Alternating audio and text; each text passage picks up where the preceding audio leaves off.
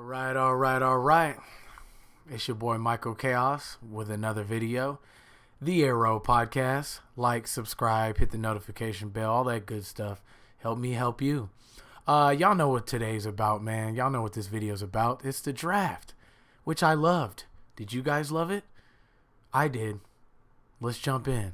Red and gold. Red and gold. Red and gold.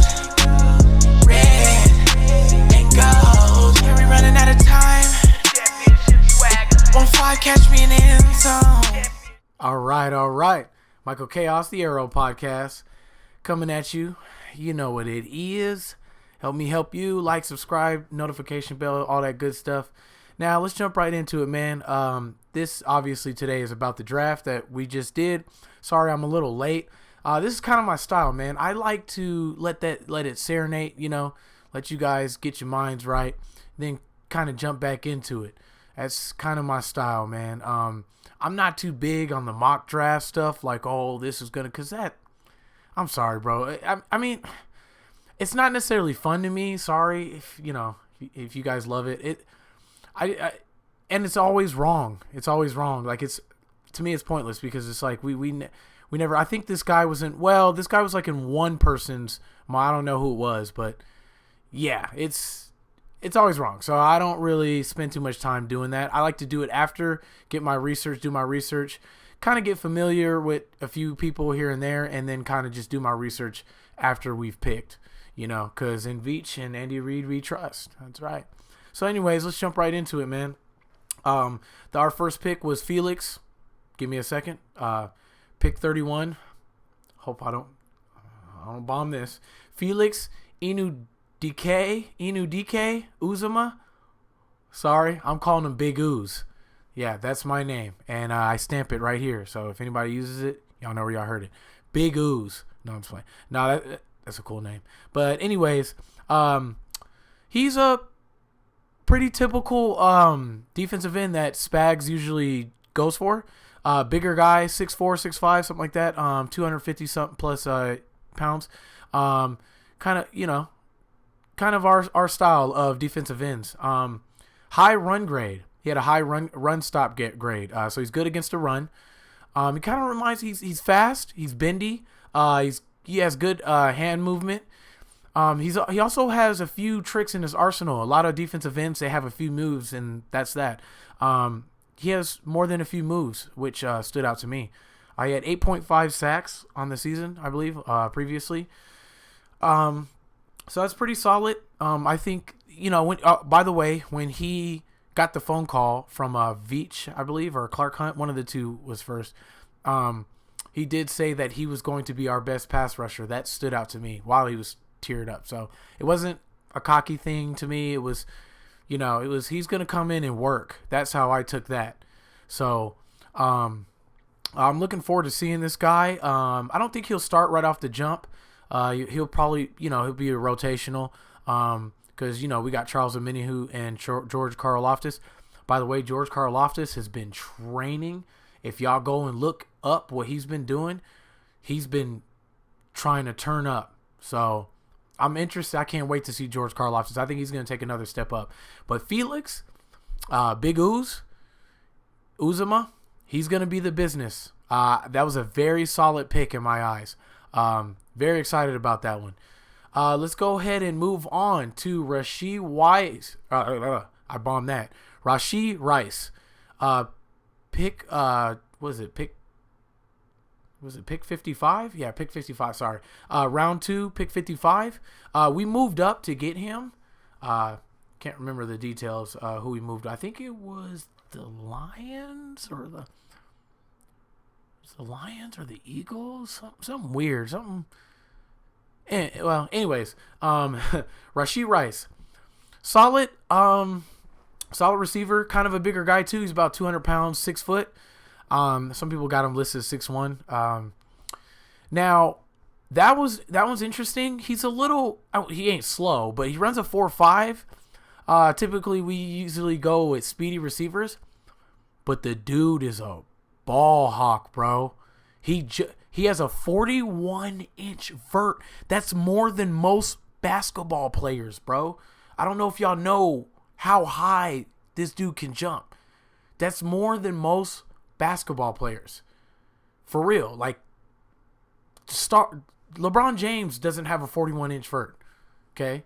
So, the dude's finna be jumping into the sky. He's reaching into the sky, man. I think that's one of the reasons why. And that's kind of what he does. He's a good route runner. But this is what stood out to me, bro. The dude squats 500 pounds.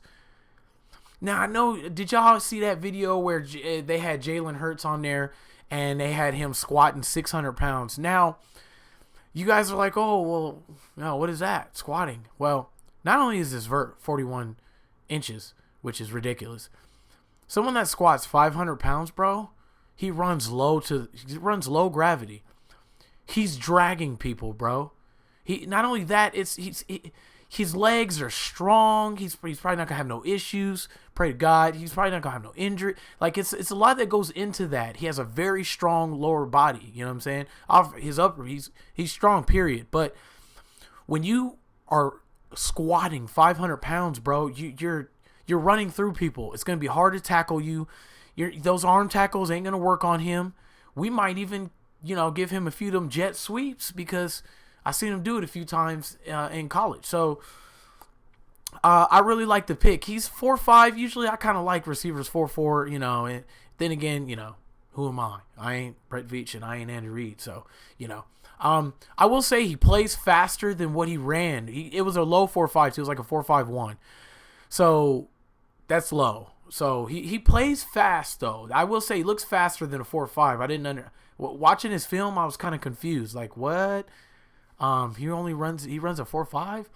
So, yeah, he had he racked up a lot of yards, man. I believe he had 1,355 receiving yards and, he had, 10 touchdowns.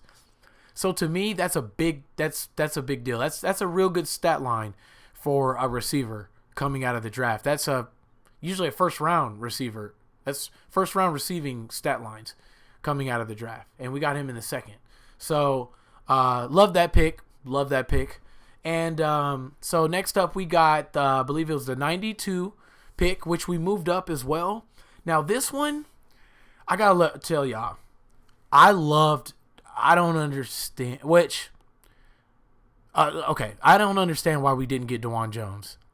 Obviously, I ain't Brett Veach, I ain't Andy Reid. So I trust him, and it has to be a pretty big reason on why he also didn't go in the upper half of the second round. I believe he went third. I believe he went to the Browns in the third round, which no one had him going in the third round. So, obviously, we seen something. So, I was like, why? Why didn't we get him? So, when we picked Wanya Morris, I knew nothing of him. I'm not going to lie to you guys. I knew nothing of Wanya Morris. I had to look this guy up. I mean, I knew Anton, I believe it was Anton Harrison, something like that. I knew about 4 tackles. About 3 of them I liked. And other than that, I didn't really know. The guy missing the teeth, I'm sorry, I don't know his name. He's missing his 2 front teeth. That was hilarious. I guess that's his style. He was pretty solid. But Wanya Morris, when I went and I looked at his film, I was impressed. I was very impressed. Real good footwork. Real good footwork. He's a faster lineman, so he's the typical tackles that we usually get that we like. Pretty strong guy.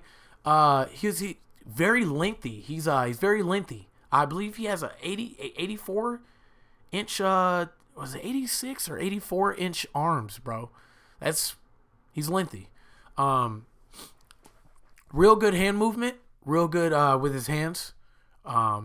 So I was interested in that. He's obviously going to be competing with Lucas Niang, and who else we got? Prince, and I guess I'm bombing these names, bro. Dorian Kennard, he's also on the squad. I believe he's competing too. They're saying that he took a step up too. So Prince, I don't know, I can't remember his last name. I don't want to bomb it right now. He's also competing for right tackle. So we got about 3, including Wanya Morris. No, is that 4? That's 4. And it's Prince Ortega or something like that. Dorian Kennard, Lucas Niang, and Wanya Morris now. So we got about 4 guys competing at right tackle. I think Lucas Niang is going to be starting. And well, hold on. I'm gonna go out on a limb. I'm gonna say it, because no one ever wants to be wrong, But I believe Lucas Niang is gonna start.